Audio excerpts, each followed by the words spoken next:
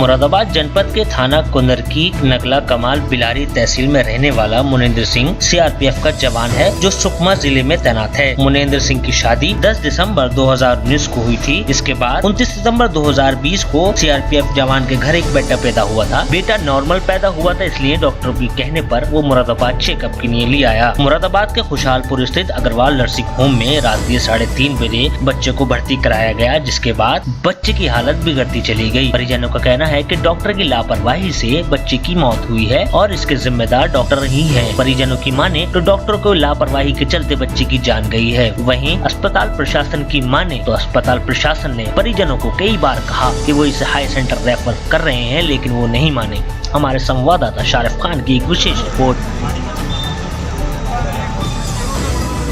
मुरादाबाद के खुशहालपुर स्थित Agarwal nursing home में एक नवजात शिशु की मृत्यु का मामला सामने आया है। क्या है पूरा मामला, बच्चे के फादर से ही मालूम करेंगे। भाई क्या नाम है आपका और क्या है आप? मुझे पता चला आप सीआरपीएफ में भी हैं। पूरी बात बताइए, बिल्कुल निश्चिंत हो। बात बताइए, अपनी बात बताइए, अपनी बात बताइए पूरी तरह, तो और लोगों को भी बताइए। शांत होकर बात बताओ। क्या बात है, पूरी बताइए। सर मेरा बच्चा प्राइमरी हॉस्पिटल कुंदरकी में सर डिलीवरी हुआ था, नॉर्मल डिलीवरी सर। कल दोपहर सर 12:55 पे सर हुआ था। उसके बाद सर वो शाम तक ठीक रहा। उसके बाद रात में लगभग 10 साढ़े 10 बजे उसको सर एक अंदर से पानी मुंह में से कुछ निकला, तो मैं सर वहीं पर डॉक्टर साहब को दिखाया। डॉक्टर साहब को दिखाने के बाद डॉक्टर साहब ने बताया कि कुछ नहीं है, हल्का सा गंदगी सा पानी था, वो अंदर चला गया, थोड़ा सा चेस्ट इन्फेक्शन की संभावना है, नॉर्मल। उसके बाद सर बोला कि ठीक है, बाकी आप ध्यान रखिएगा, ठीक रहेगा बच्चा, कोई दिक्कत नहीं है। लेकिन सर मेरा मन नहीं माना। मैं अपने बच्चे को, सर मेरी पहली खुशी थी, मेरे घर में पहला बच्चा था मेरा, तो मैंने सर उसको सोचा कि यार क्यों ना थोड़ी सी बीमारी तो है, मैं उसको मैंने कहा एक अच्छे हॉस्पिटल में एडमिट करा देता हूँ, थोड़ा पैसा खर्चा हो, कोई दिक्कत नहीं। उसके बाद मैं सर लाया, मतलब किसी ने मुझे बताया कि यहाँ पर बच्चों के हॉस्पिटल हैं, ये अग्रवाल नर्सिंग होम में, नीरज अग्रवाल। तो मैं सर यहाँ पर बच्चे को लेके आया और मैंने बच्चे को इमरजेंसी फीस में उसको एडमिट कराया। रात सब लगभग 1:30 से 2 बजे के बीच का टाइम था सर। मैं उसको एडमिट कराया और 1000 रुपये की फ़ीस के साथ इनकी नॉर्मल फ़ीस 500 रुपये रहती है, मैं डबल फ़ीस देके इसको एडमिट कराया। तो डॉक्टर साहब ने बच्चे को देखा और बोले कि ठीक है बच्चा, अभी आप चाहें तो घर भी लेके जा सकते हो, इतना प्रॉब्लम वाली बात नहीं है। डॉक्टर साहब ने खुद ये बोला था। लेकिन अगर आप एडमिट कर दोगे थोड़ा सा आपके लिए अच्छी बात रहेगी, क्योंकि बच्चा है अभी मशीन में रहेगा, थोड़ा हीटिंग रहेगी, तो थोड़ा सा बच्चे के लिए फ़ायदा रहेगा। मैंने कहा ठीक है सर, मैं खर्चे के लिए तैयार हूँ। अगर आप वो बोले अगर आप अफोर्ड कर सकते हो तो करिए। मैंने कहा ठीक है सर, मैं अफोर्ड कर लूँगा जैसे भी, आप बच्चे को एडमिट कराइए। डॉक्टर साहब ने बच्चे को एडमिट कराया। बच्चे को एडमिट कराने के बाद डॉक्टर साहब चले गए। उसके बाद बच्चे से मैं 1-2 बार मिल के आया सर, मेरा मन नहीं मान रहा था, मैं तो बच्चे को मिलता रहा, बच्चा ठीक था सर। उसके बाद एक टाइम ये आया कि मैं इन्होंने बच्चे की रिपोर्ट के लिए एक पेपर दिया। मैंने सामने एक लैब है, अर्चना के नाम से, पता नहीं क्या है, मैं वहाँ पर लैब टेस्ट कराया। लैब टेस्ट भी नॉर्मल आया, 2 कुछ हल्का सा पॉइंट आया। बोला कि ये, फिर इन्होंने एक चेकअप किया तो इन्होंने मुझे बुलाया कि ऑक्सीजन की कमी हो रही है। इन्होंने मुझसे ये नहीं कहा कि ऑक्सीजन की कमी हो रही है, हम इसको मैनेज नहीं कर पाएंगे, हम इसको नहीं देख पाएंगे। इन्होंने कहा कि ऑक्सीजन की कमी हो रही है, हो जाएगा, 88 आ रहा है अभी, और 82 था, 88 हो गया है, 98 होते ही नॉर्मल हो जाएगा। मैंने कहा ठीक है सर, अच्छी बात है। मैं इधर आके बैठ गया। फिर मैंने मिलने की कोशिश की, इन लोगों ने मुझे जाने ही नहीं दिया। फिर डॉक्टर साहब ने एक टाइम के बाद मुझे बुलाया और बुलाने के बाद बोला कि यार इसको रेफ़र करना पड़ेगा। तब भी मैंने बोला सर जल्दी करिए, जो भी करना है। डॉक्टर साहब फिर दोबारा ये लोग फिर मैं आ गया वहाँ से, मैं देखा नहीं गया, बच्चा बिल्कुल सुन्न हो चुका था। फिर मैं दोबारा गया, मैंने देखा तो ये ज़बरदस्ती उसके मुंह में उसका कुछ भी वो पॉइंट्स नहीं आ रहे थे, मुझे नहीं पता क्या उसको बोलते हैं, तो उसका कोई भी पॉइंट्स नहीं आ रहा था। फिर मैंने देखा तो डॉक्टर साहब ज़बरदस्ती उसके मुंह में एक प्रेशर सा टाइप था, वो लगा के उसका वो नंबर बढ़ा रहे थे। वो नंबर बढ़ाने के अभी बच्चे में जान है, अभी बच्चे में जान है। तो मैंने कहा अगर जान बच्चे के अंदर है तो ये, मैंने साहब लोगों को बुला लिया था, मैंने 112 पर सूचित किया था, मैंने साहब लोगों को बुला लिया था। उसके बाद मैंने बुलाने के बाद इनको बोला अगर बच्चे में जान है तो डॉक्टर साहब मैं आपसे निवेदन करता हूँ कि आप इस बच्चे को जहाँ रेफ़र करने की बात कर रहे हैं, मैं आपसे हाथ जोड़ के निवेदन करता हूँ कि इस बच्चे को आप साथ ले जाइए, एक बच्चे की जान बच सकती है। डॉक्टर साहब बोला मैं अपनी टीम भेज रहा हूँ, अपनी टीम। मैंने कहा सर आप नहीं जा सकते बच्चे को बचाने के लिए। डॉक्टर साहब हरगिज़ नहीं गए। और मैंने और लोगों से भी निवेदन किया कि यार भेज दो, मेरा बच्चा बच जाएगा। मेरा पहला बच्चा, मेरी पहली खुशी है। उसके बाद उन्होंने 2 अपने कंपाउंडर भेजे और वहाँ से 5 मिनट के बाद ही मुझे रिपोर्ट मिला कि बच्चा डेथ हो गया। मैं सर अब मैं इससे आगे कुछ कह नहीं पा रहा हूँ। मुझे इतना बस मैं नहीं कह पाऊँगा सर आगे। बहुत ज़्यादा नर्वस हो रहा हूँ मैं। आप सीआरपीएफ में? सर मैं सीआरपीएफ में कांस्टेबल में सुकमा ज़िले में तैनात हूँ सर। क्या नाम? मेरा नाम कांस्टेबल मुनिंदर सिंह है सर। आप बिलारी में रहते हैं? सर मैं नगला कमाल कुंदर थाना कुंदरकी में रहता हूँ सर। बिलारी तहसील है मेरी सर। तो जैसे इन्होंने बताया कि फैमिली का हाल एक बार देखिए सर। ये क्या हाल है फैमिली, मेरी फैमिली इनकी का। पहली खुशी थी, पहला बच्चा था जो डॉक्टर की लापरवाही से उसकी जान चली गई। अब घर वालों का क्या हाल है आप खुद देख सकते हैं, घर वालों का रो रो के क्या हाल है, क्योंकि पहली खुशी वो बहुत बड़ी खुशी होती है और वो अगर किसी के घर से चली जाए तो क्या हाल होता है ये आप देख सकते हैं। ये जो बच्चे के चाचा हैं, दादा हैं, ये यहाँ पर बैठे हुए हैं और यही मिन्नत कर रहे हैं कि इनकी वो घर की खुशी लौटा दी जाए। मैं जो बताना चाहूँगा, जैसे उधर से सूचना आई कि बच्चा डेथ कर गया है, डॉक्टर साहब अंदर से चैम्बर लॉक करके पूरे स्टाफ को लेकर फरार हो गए। यहाँ पर मैं ये जानना चाहूँगा कि अगर उनकी गलती नहीं है तो डॉक्टर साहब यहाँ से क्यों फरार हो गए? वो अभी भी नहीं है, अभी भी फरार चल रहे हैं यहाँ पर। ये बहुत बड़ी बात कह रहे हैं कि अगर डॉक्टर की गलती नहीं है तो वो फरार क्यों है? तरस गए, हम इतने बड़े हो गए, हाथ तरस गए अपने बाबू को खिलाने। मेरी खुशी छीन ली इसने, खुशी छीन ली। मेरा बाबू को लाता ना, मैं ही मरूंगा, सुसाइड करूंगा इसका नाम लेके। इसके अस्पताल में तो जब तक नहीं जाऊंगा जब तक अरेस्ट नहीं होगा, वरना मैं सुसाइड कर लूंगा। मैं मेरा बाबू दे दो, कोई इसे अरेस्ट करा दो, कोई सुन लो, कोई इसे अरेस्ट करा दो, एसी में से निकालो इसे दुख दिखाओ, दुख क्या होता है, इसे दुख दिखाओ। ये हमारे साथ ये जो लड़के के दादा थे, जो बच्चा उसके दादा थे, कितना टाइम हुआ था बेटी की शादी को और कब पैदा हुआ बच्चा? बेटे की शादी 10 दिसंबर को 19 में हुई थी, 10 दिसंबर 2019 में हुई थी। पोते की खुशी देख नहीं पाए। पोते की मेरा बाबू को दे दो, मेरा बाबू को दे दो। देखिए इनका दुख हम बांट ही सकते हैं, लेकिन कार्रवाई जो है वो पुलिस को करनी है। पुलिस से भी मालूम कर लेते हैं, पहले तो अस्पताल प्रशासन से ही मालूम कर लेते हैं कि डॉक्टर साहब आखिर है कहाँ, डॉक्टर साहब आखिर है कहाँ। सर कुछ मालूम चला है डॉक्टर साहब कहाँ हैं? नहीं, अभी इंक्वायरी इनकी कर रहे हैं हम लोग।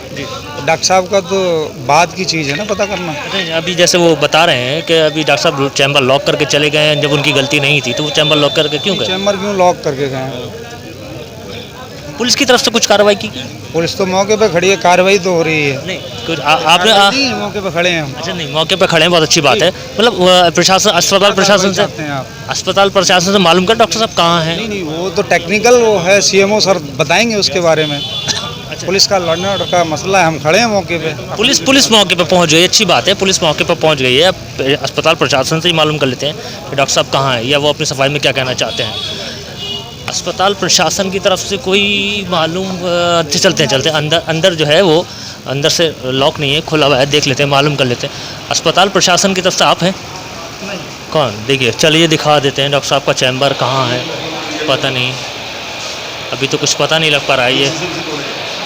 अच्छा, शीशे टूटे हुए हैं, इसका मतलब यह है कि थोड़ी बहुत नोकझोंक हुई है ज़रूर। वो जांच का विषय है, वो क्या सामने निकल के आता है वो बात की बात है।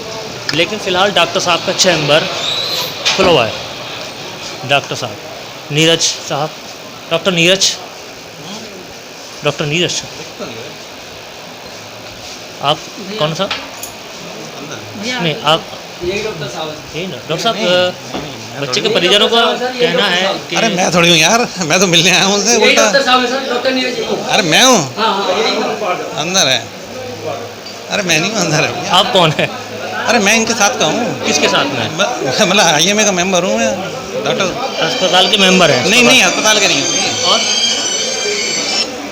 हेलो, परिजन कह रहे हैं कि ये डॉक्टर नीरज हैं, डॉक्टर साहब कह रहे हैं, ये कह रहे हैं। बात करे जा रहे हो, मैं कहाँ से परिजन आ गया? नहीं परिजन नहीं, वो परिजन बता रहे हैं बच्चे के क्या आप? तो मतलब उनके कहें, वो कहेंगे तो मान जाओगे? नहीं, उनके कहने से हम नहीं मान रहे, वो आपके सामने ही कह रहे हैं। फिलहाल अभी तो चैम्बर में कोई नहीं, बस यही साहब हमें मिले और ये मना कर रहे हैं कि ये डॉक्टर नीरज नहीं है। फिलहाल अब देखते हैं, अभी देखते हैं कि पुलिस कार्रवाई क्या करती है, क्या लिखित में दिया जाता है। कुछ अभी है नहीं। वैसे अस्पताल में आपको दिखा दूं कि ये अस्पताल है, यहाँ पे ये कार्य बोर्ड भी लग रहे हैं।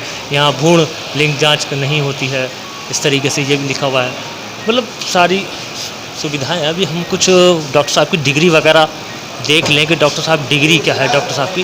देखिए, अगर डॉक्टर साहब की डिग्री देखें तो MBBS MS MD डॉक्टर साहब की डिग्री है, MBBS MD। तो सर PM होगा तो वहाँ भी आपको रिक्वेस्ट है कि सर आपको बिल्कुल बिल्कुल, हम वो जब भाग रहे थे तो मैंने पकड़ने के लिए, मैं तो इसका जुर्माना मैं भरने के लिए तैयार हूँ।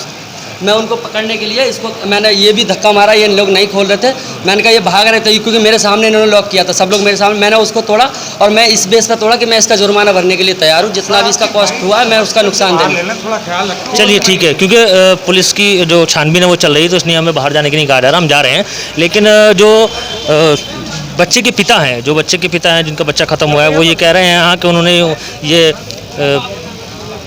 डॉक्टर के अंदर मिलने के लिए उन्होंने ये की खींचतान की थी, जिसमें शीशा विशा भी टूटा है, वो उसका हर्जाना ही बनने के लिए तैयार है। अब देखते हैं अभी क्या निकल के आता है, क्योंकि अभी अस्पताल प्रशासन की तरफ से कोई भी बात नहीं आई हमारे सामने कि वो क्या सफाई देना पसंद करेंगे, क्या वो अपने पक्ष में क्या बात।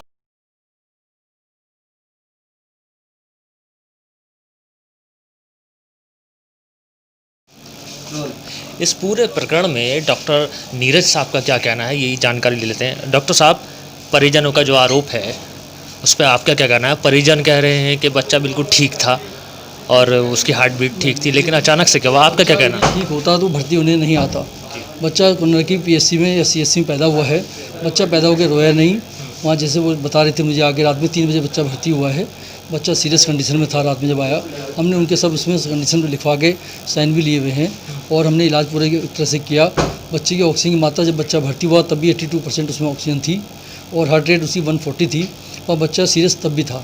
सुबह के वक्त में आगे उसका जो SpO2 डाउन होने लगा तो हमने उस बच्चे को अम्बू बैग पे लिया और अटेंडेंट से कहा कि आपका बच्चे में साइनोसिस बनी हुई है, नीलापन बना हुआ है बच्चे के अंदर। ऑक्सीजन ज़्यादा मात्रा देने से भी ऑक्सीजन की मात्रा बढ़ नहीं रही शरीर में, तो हो सकता है इस बच्चे के अंदर कोई पैदाइशी दिल में कोई कमी हो सकती है, जिसकी वजह से बच्चा ये रेस्पॉन्ड हमारे इलाज से नहीं कर रहा है। अच्छा, परिजनों को ये भी कहना था कि जब ऑक्सीजन काम नहीं करे तो आपने हाथ के जरिए पंपिंग से इसे बोलते हैं, जो हमने हाथ से पंपिंग की, इसे बोलते हैं CPAP करना। ये एक तरह का IPPR है, इंटरमिटेंट पॉजिटिव प्रेशर रेसिस्टेशन, जो हम लोग अम्बू वैक्स देते हैं। क्योंकि यदि बच्चा अपनी सांस हल्की ले रहा होता है, उससे ऑक्सीजन मेंटेन नहीं होती है, तो हमें IPPR करना होता है। ऑक्सीजन ज़्यादा मात्रा में देनी पड़ती है, उससे हैंड पंप से पंपिंग करते हैं मशीन से, हाथ से, जिससे कि बच्चे के अंदर ऑक्सीजन मात्रा बढ़ने लगे। और उसके बावजूद भी बच्चे के अंदर ऑक्सीजन मात्रा नहीं बढ़ रही थी, तो हमें उनसे दोबारा कहना पड़ा कि बच्चे को जो है हायर सेंटर ले जा सकते हैं, ले जाएँ इसे। हमने जोर भी दिया इस बारे में, कई बार उनसे कहा इस बारे में, और उन्होंने हमारी बात नहीं मानी। पुलिस को फ़ोन किया गया, पुलिस आई उनकी तरफ से, हमारी तरफ से पुलिस बुलाई गई, तो वो तोड़फोड़ करने लगे अस्पताल के अंदर। काफ़ी नुकसान फैलाया, शीशे तोड़े, दरवाजे में लात मुक्के मारे। हमें डर के वजह की जान को मार न दें हमें, तो मैं डर के मारे भाग गए यहाँ से। अच्छा, परिजनों का कहना है कि जब बच्चे को आपने रेफ़र किया है तब तक वो बच्चा ख़त्म हो गया, जब अस्पताल में लेके गए। बच्चे को 11:30 बजे रेफ़र करने की कोशिश की। सबसे पहले हमने जो उनसे कहा, 11:30 बजे कहा, सुबह 11:30 बजे मना करने लगे अटेंडेंट, नहीं आप अपने आप ही इलाज कीजिए इसका, हम आगे नहीं ले जाएंगे इसे।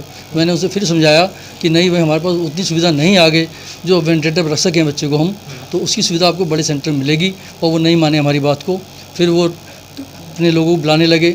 फिर हमने उससे 12 बजे कहा, 12:30 बजे कहा, फिर जाके वो 1:30 बजे के बाद वो यहाँ से बच्चे को एपेक्स हॉस्पिटल ले गए।